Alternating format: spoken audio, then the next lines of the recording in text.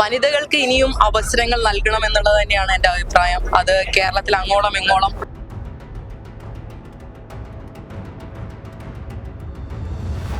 കഴിഞ്ഞ 10 വർഷക്കാലത്തെ ദുർഭരണത്തിനെതിരായിട്ടുള്ള ജനങ്ങളുടെ ജനവിധിയാണ് ഈ ഒരു കോട്ടകൾ ഉൾപ്പെടെ ഇങ്ങനെ പൊളിയാനുള്ള സാഹചര്യം ഉണ്ടായിട്ടുള്ളത്.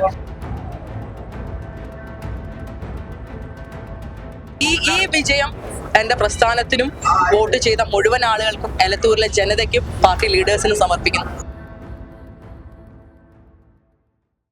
നമസ്കാരം. കേരളത്തിൽ UDF തരംഗം ആഞ്ഞടിക്കുമ്പോൾ അതിൽ ഏറ്റവും ശ്രദ്ധേയമായ ഒരു മത്സരം നടന്ന സ്ഥലം കോഴിക്കോട് ജില്ലയിലെ എലത്തൂരാണ്. വനമന്ത്രിയായിരുന്ന AK ശശീന്ദ്രനെ പരാജയപ്പെടുത്തിക്കൊണ്ട് കോൺഗ്രസിലെ UDFിലെ വിദ്യാ ബാലകൃഷ്ണൻ വിജയിച്ചിരിക്കുകയാണ്. ചേച്ചി, എന്താണ് പറയാനുള്ളത്? വിജയമാണ്.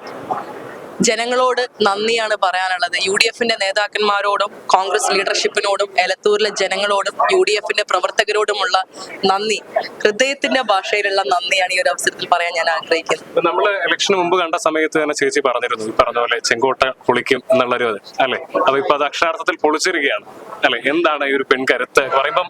കോഴിക്കോട് ജില്ലയിലെ ഒരേ ഒരു കോൺഗ്രസിന്റെ വനിതാ സ്ഥാനാർത്ഥിയാണ് അല്ലെ, എന്താണ്?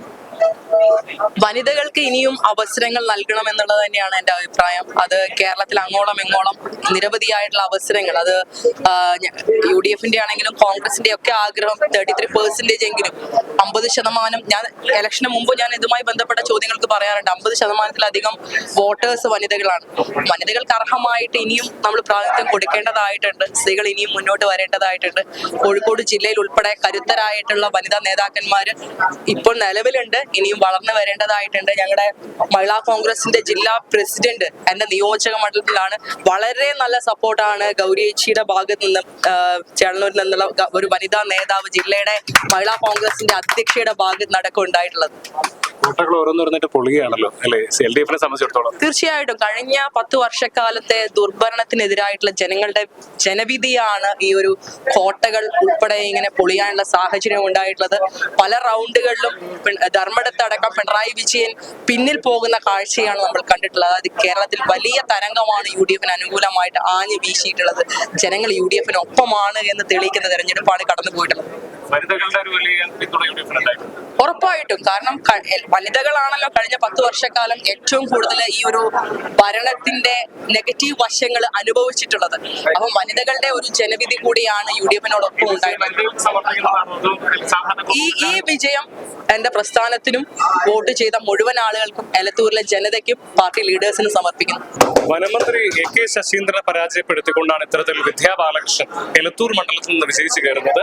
എലത്തൂരിനെ സംബന്ധിച്ചിടത്തോളം മണ്ഡലം രൂപീകരിച്ചതിന് ശേഷം ഇതുവരെ ഇടതുപക്ഷത്തു നിന്നല്ലാതെ മറ്റാരെയും വിജയിപ്പിക്കാത്ത ഒരു പാരമ്പര്യമുള്ള മണ്ഡലമാണ്.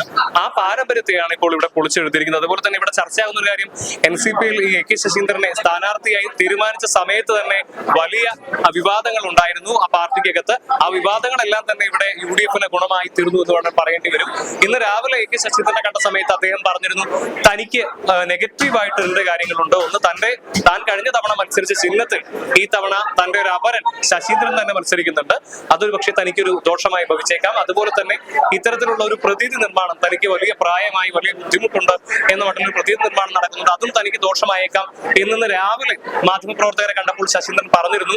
ഒരു പക്ഷേ അതാണോ ഇവിടെ ഈ ഒരു പരാജയത്തിലേക്ക് നയിച്ചത് എന്നുള്ളതും പരിശോധിക്കേണ്ടതാണ്. അതിന്റെ ഇടതുമുന്നണി പരിശോധിക്കേണ്ട ഒരു കാര്യമാണ്. എന്തൊക്കെയായാലും ജനങ്ങൾ വിധി എഴുതിയിരിക്കുന്നു. AK ശശീന്ദ്രൻ പരാജയപ്പെട്ടിരിക്കുന്നു. വിദ്യാ ബാലകൃഷ്ണൻ എലത്തൂരിൽ നിന്ന് ഒരു കോൺഗ്രസിന്റെ വനിതാ MLA ആയിട്ട് വിജയിച്ചു കയറുന്നു എന്നുള്ളതാണ്. ഇത് ഇവിടുത്തെ മഹിളാ കോൺഗ്രസിന്റെ പ്രവർത്തകരെ സംബന്ധിച്ചിടത്തോളം വലിയ ആവേശം ഉണ്ടാക്കുന്ന ഒരു കാര്യം തന്നെയാണ്. ഇവിടെ പ്രവർത്തകർ വലിയ ആവേശത്തിൽ വിദ്യാ ബാലകൃഷ്ണന് മധുരം വിതരണം ചെയ്യുന്ന ദൃശ്യങ്ങളൊക്കെ നമുക്ക് കാണാനായിട്ട് സാധിക്കും. വലിയ ആവേശത്തിലാണ് പ്രവർത്തകരും അതുപോലെ തന്നെ നേതാക്കളും എല്ലാം തന്നെ.